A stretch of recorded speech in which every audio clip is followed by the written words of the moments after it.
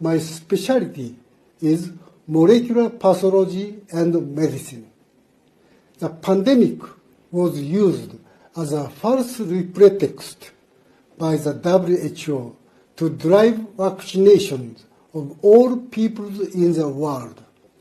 A plan was set up to shorten the time to develop vaccines, which usually takes longer than 10 years, to less than 1 year.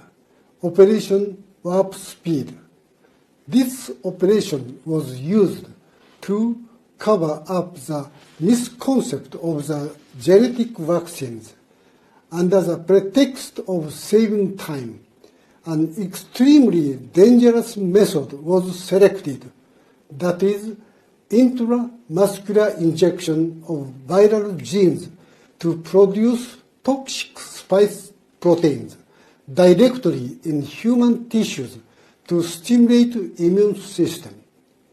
Because this is a completely new method and misconceived method that has never applied before in human history, it is impossible, therefore, for most of doctors to give proper informed consent.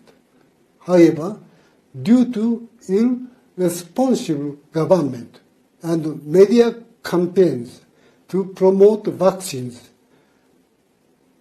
80% of the Japanese has been vaccinated, unfortunately. 7 shots have been done so far. This is the most and worst in the world, and the result was the induction of the terrible drug-induced injury that has never seen in human history.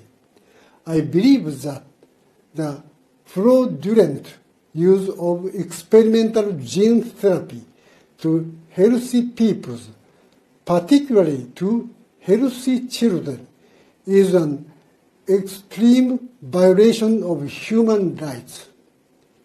However, Keizo Takemi, Japanese Minister of Health, Labor and Welfare, has been insisting that there is no serious concern about the injury caused by genetic vaccines, and without running from the current situation of injured patients, they plan to construct a new vaccine production system in preparation for the next pandemic.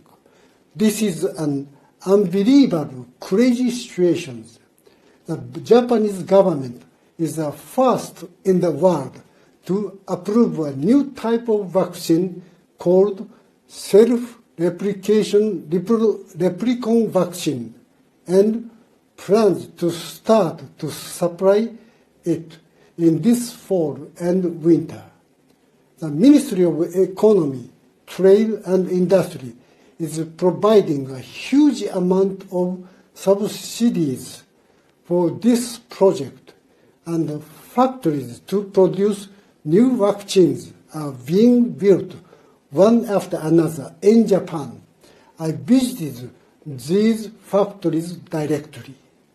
Furthermore, the Japanese government is currently soliciting large-scale clinical trials worth $900 million from pharmaceutical companies that are taking on the challenge of developing vaccines to prepare for the next pandemic by Disease X, proposed during the Davos conference this year.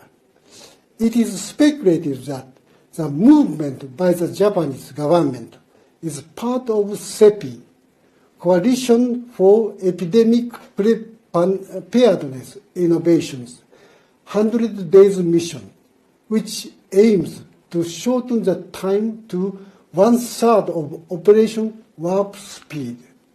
Namely, they are trying to shorten the vaccine business cycle by developing a vaccine in 100 days. This is possible only by ignoring the human right perspective. Amendments to the WHO's International Health Regulation, IHR, and the so-called Pandemic Treaty, which are about to be adopted at the 77th World Health Assembly this year, are attempting to give rationality and legal binding force to such unscientific and dangerous crazy plans. If such things continue, there is a high risk that Japan-made vaccine will be exported under the guise for false trust. If Japan were to become a perpetrator, it would leave irreparable harm to future generations. Therefore, the actions of the Japanese government must be stopped by international collaborations.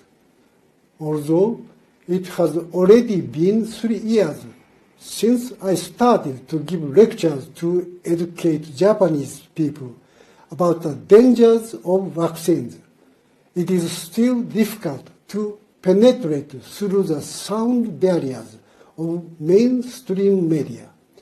If we tell the truth about vaccines on YouTube, it is deleted within a day. The